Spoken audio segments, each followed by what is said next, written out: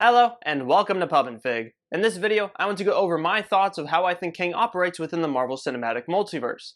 Now, some of these points are quite popular ideas that are circulating out there, but my takes on them are original, at least to my knowledge. In case you don't want spoilers or just want to see what I'm using as reference in case you want to dive into them further, this is everything right here. I will be connecting a lot of dots and threads together, but I will not be talking about how the MCU multiverse works, since I want to make that its own dedicated video, especially since I want to incorporate the Spider-Verse into that and see how well that fits. With all of this setup out of the way, let's dive in.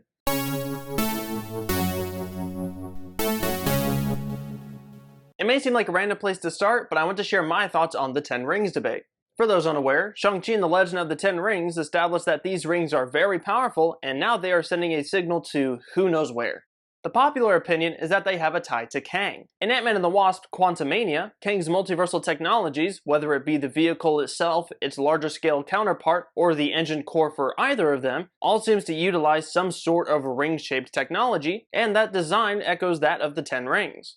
From here, theories kind of go all over the place. Some think that He Who Remains may have put them in the timeline as a defensive measure against his variants as a last-ditch effort, but I personally don't buy that. If this connection is correct though, I believe we can find the answers in Quantumania's 2 post-credit scenes. The first reveals the Council of Kangs, and in that we see what is likely supposed to be Rama Tut Kang. For those of you unaware of Kang's shenanigans in the comics, he time traveled to ancient Egypt with the intention of becoming the absolute ruler of mankind, and the Egyptians thought he was a god due to his advanced technologies. He ruled for a considerable length of time until he had to escape from the Fantastic Four. My theory is that a Kang variant chose a point in time in the past to start a conquest, but instead of prevailing, was defeated in some way and left behind some of his futuristic technology, which in this case were the Ten Rings. There is a Rama Tut Easter egg in Moon Knight, but I don't think it necessarily needs to be from an ancient Egypt conquest. Could Egypt work? Possibly. It just needs to be something that is geographically and chronologically sound to justify Wenwu collecting the rings when and where he did. Even though I think such an event had to happen on the MCU timeline, that doesn't mean other Kangs can't choose other points in time to start a conquest.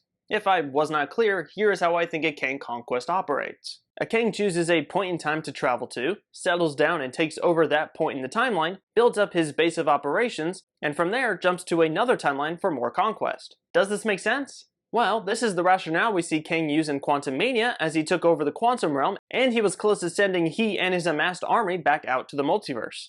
My bet is we'll see this pay off in Loki Season 2. I won't show any trailer footage here since I try to be as spoiler-free as possible when it comes to future projects, but we just need to look at the other post-credit scene from Quantumania. In there, we are taken to late 1800s, early 1900s, where we see a man named Victor Timely talk about time with an interesting machine, although this is clearly a variant of Kang.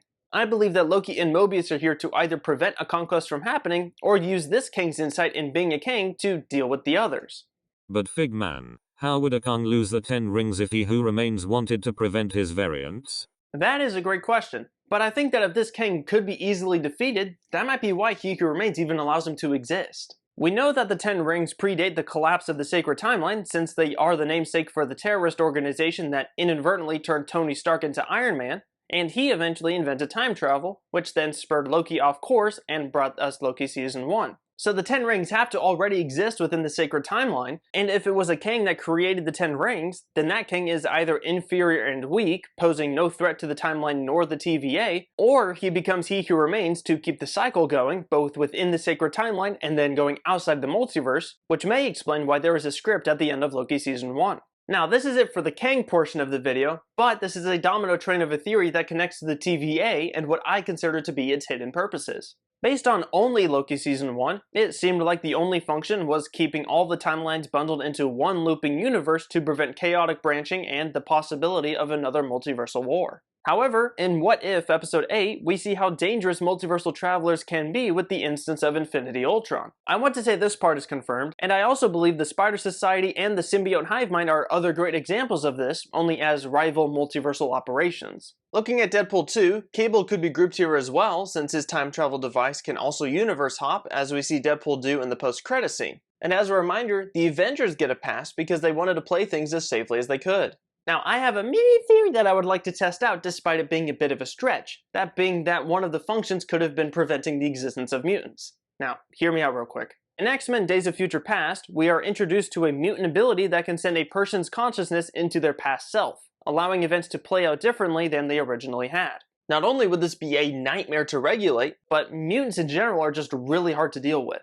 The TVA is fine with gods and more mystical anomalies, since the TVA can dampen magic, but mutants get their powers through their genetics. I also believe that Charles Xavier would be way too much of a risk, since he could snap people from their mind control. Funnily enough, Rama Tut in that comic has a mind-controlling gun called an ultra-diode ray that can override a person's free will. So, perhaps the TVA has similar tools to keep everyone loyal and brainwashed. All in all, this could be a pseudo-clean way to describe why mutants may not have been allowed to exist on the Sacred Timeline, why Ms. Marvel is the beginning of something new, as we would be past the collapse of the Sacred Timeline, and explain to me why they didn't have the creation of the Eternals be the origin of the mutant gene like the comics. I am very salty about that deviation and everything else I think that movie messes up. Now this theory could be easily disproven if they reveal other mutants have existed, but if that isn't the case, or the mutants that did exist are not as powerful as what we've seen in the Fox movies, then this theory has some room to flex.